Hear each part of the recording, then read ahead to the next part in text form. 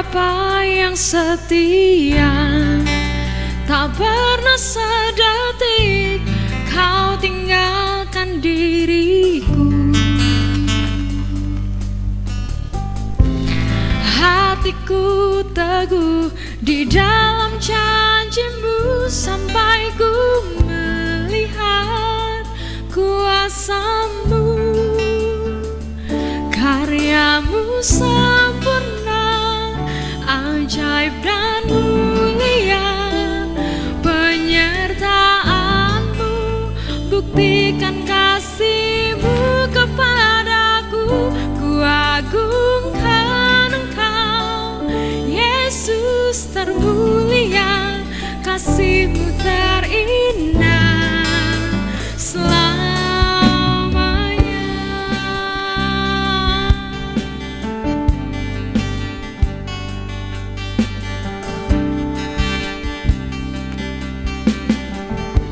Salam Bapak Ibu Saudara yang dikasihi oleh Tuhan Yesus.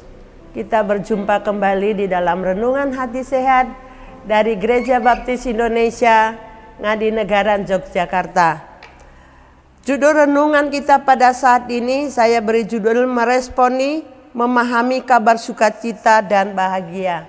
Tetapi sebelumnya mari kita berdoa terlebih dahulu. Bapa di dalam surga, pada saat ini naungi kami sekalian, setiap orang yang mendengarkan tentang renungan hati sehat ini, supaya kami diberkati, kami diurapi oleh Tuhan dan memahami renungan kami pada saat ini. Secara khusus hamba-Mu yang akan menyampaikan dengan urapan yang datang daripada Allah, memimpin dan menaungi hamba-Mu. Terima kasih Bapa, di dalam nama Tuhan Yesus kami berdoa. Amin. Bapak Ibu Saudara, masih terasa suasana Natalnya ya. Hari ini kita akan belajar dari Lukas 1 dan Lukas 2. Lukas 1 dan Lukas 2 ini menceritakan kabar baik dengan mujizat yang penuh dengan sukacita dan kebahagiaan. Mujizat yang luar biasa, yang mengagumkan. Yang pertama bisa dibaca nanti dari ayat 11 sampai 20, itu menceritakan tentang kelahiran Yohanes Pembaptis yang merupakan suatu mujizat karena orang tuanya sudah lanjut usia. Dan Yohanes Pembaptis dipersiapkan Tuhan, dipersiapkan Allah untuk mendahului Yesus di dalam pelayanan-pelayanannya. Ayahnya adalah seorang imam yang bernama Zakaria, dan ibunya adalah Elisabet. Mereka adalah orang-orang kudus. Namun sebagai imam pun bisa saja tidak percaya mujizat yang mengerti tentang Taurat, yang mengerti tentang kitab suci, yang sering hidup di dalam bait Allah.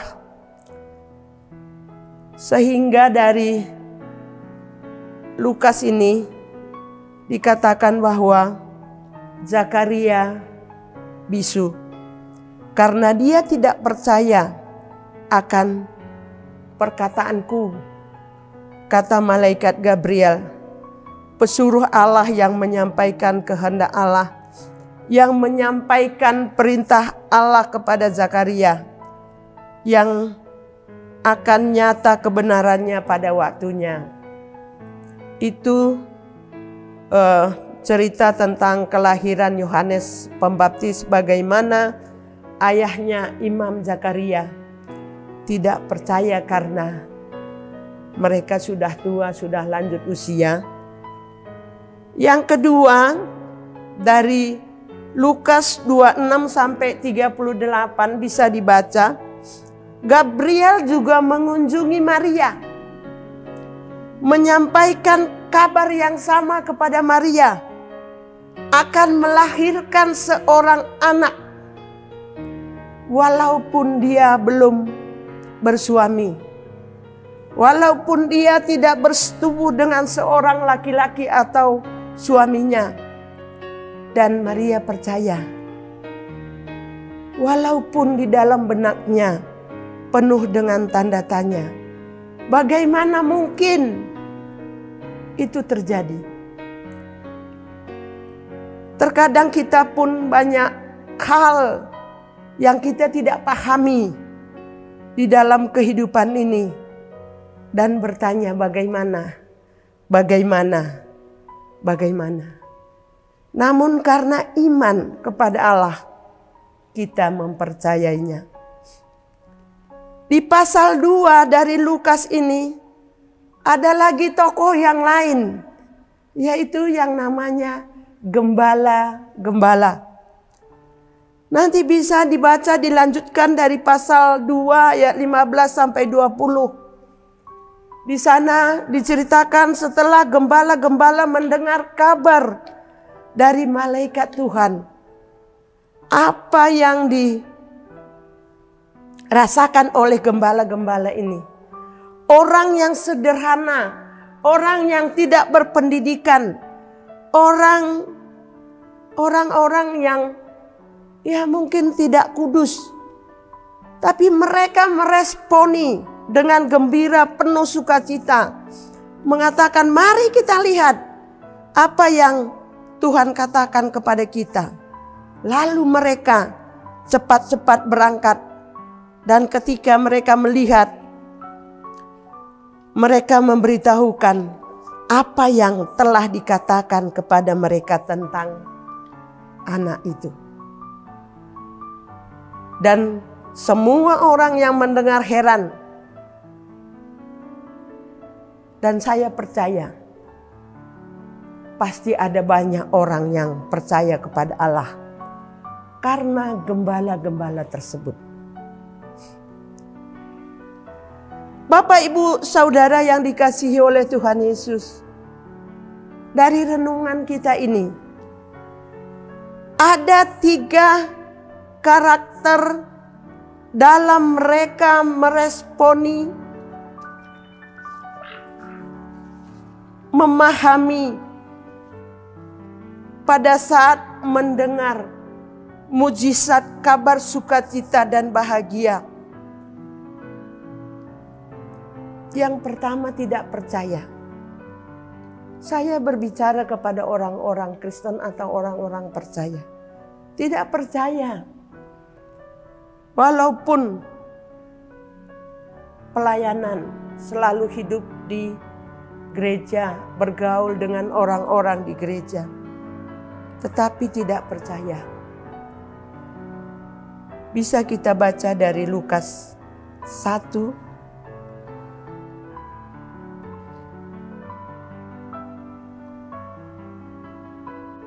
ayat yang ke-20.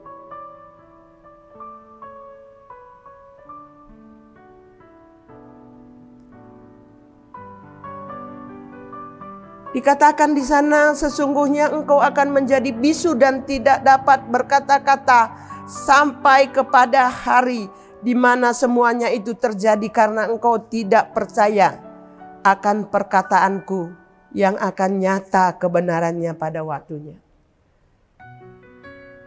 Kehendak Tuhan, perintah Tuhan, rencana Tuhan, firman Tuhan akan nyata pada waktunya. Entah kita percaya atau tidak, kebenaran itu akan nyata pada waktunya. Itu yang pertama, karakter kita sebagai orang percaya, kita sebagai orang Kristen meresponi firman Tuhan, meresponi kabar sukacita, kabar kebahagiaan, kabar mujizat yang Tuhan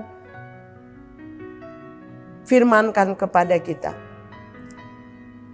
Yang kedua, karakter yang kedua, percaya tapi diam dan merenungkannya. Percaya tetapi membisu. Percaya tetapi bertanya-tanya. Tetapi Maria menyimpan, di dalam ayat 19 dari Lukas 2 dikatakan, tetapi Maria menyimpan segala perkara itu di dalam hatinya dan merenungkannya. Peristiwa mujizat itu disimpan di dalam hati hanya untuk kepentingan kita sendiri. Kita tidak memikirkan ada banyak orang yang membutuhkan kabar sukacita, kabar baik, mujizat, keselamatan yang datang daripada Tuhan. Itu yang kedua. Karakter yang ketiga, percaya, gembira, penuh dengan sukacita, dan menceritakan kepada orang lain. Bapak, Ibu, Saudara pernah mengalami bagaimana pertama sekali kita percaya kepada Tuhan? Seperti jatuh cinta pertama. Kita ingin orang lain tahu apa yang kita rasakan. Pada saat saya percaya, saya menceritakan kepada orang lain. Pada saat saya bertemu dengan pelayanan pemulihan, saya mau semua orang dipulihkan. Saya menceritakan kepada keluarga saya, kepada teman-teman saya, kepada orang lain. Itu yang dirasakan oleh gembala-gembala. Gembala-gembala yang derajatnya mungkin rendah, pendidikannya tidak ada. Dari segi iman mungkin mereka juga tidak terlalu kudus seperti itu. Tetapi ada kerinduan yang dalam untuk menceritakan kabar gembira sukacita kepada orang lain.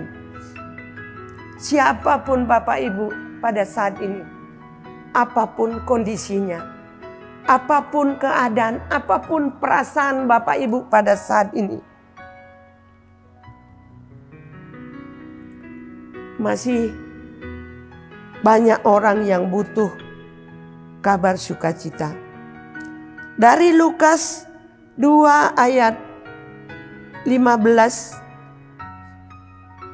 saya akan bacakan.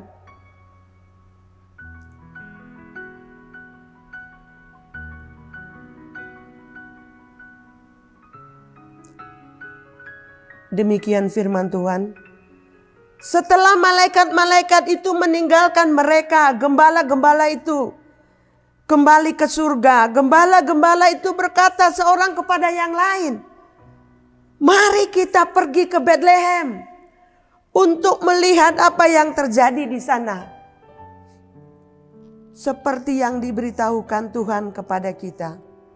Lalu mereka cepat-cepat berangkat dan menjumpai Maria dan Yusuf dan bayi itu yang sedang berbaring di dalam palungan.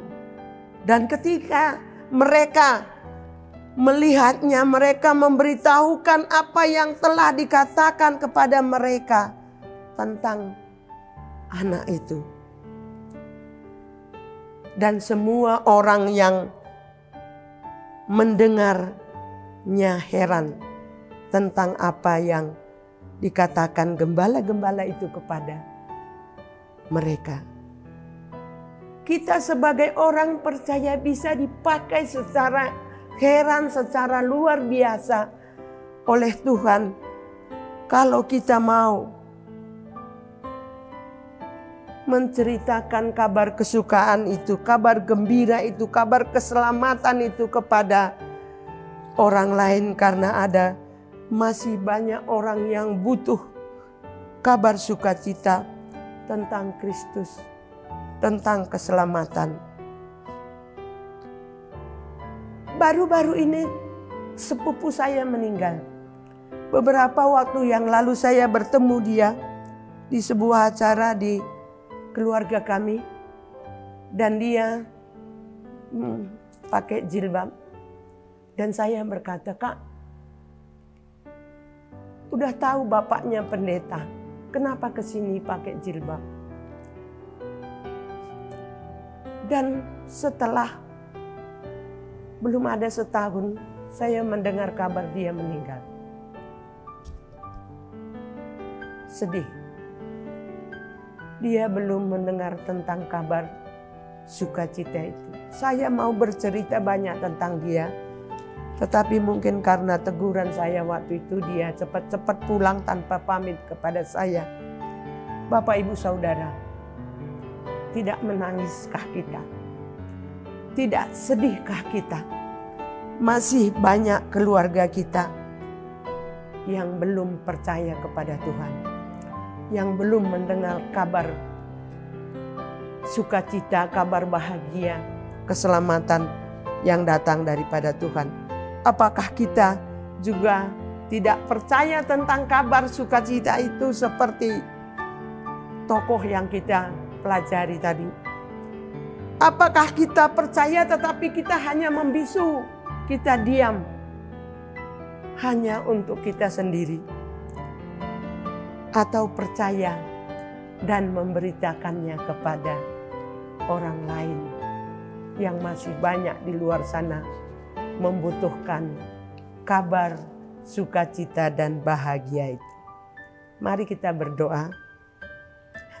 Biarlah firman ini menggugah hati kami untuk memberitakan kabar kesukaan, kabar sukacita, kabar bahagia tentang keselamatan kepada orang lain. Sehingga ada banyak orang yang percaya dan taat setia kepadamu.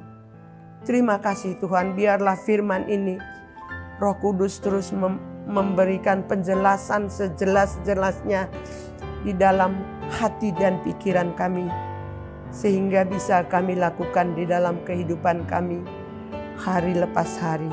Terima kasih Bapa, di dalam nama Tuhan Yesus kami berdoa. Amin. Tuhan Yesus memberkati.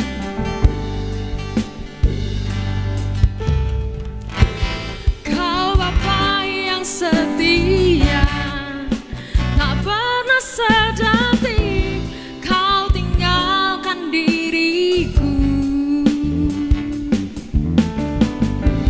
Hatiku teguh di dalam janji-Mu sampai ku melihat kuasa-Mu.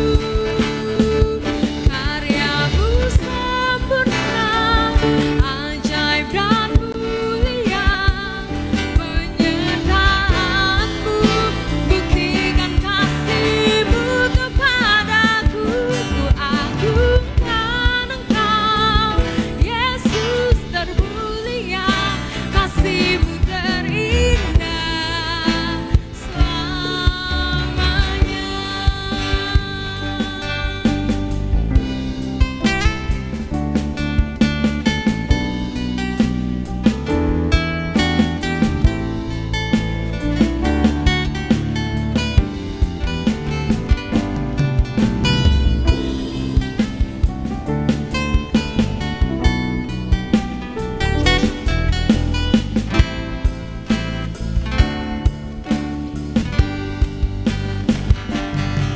Ku tetap berharap di dalam kesesakan. Ku tetap percaya walau tak melihat, sebab ku yakin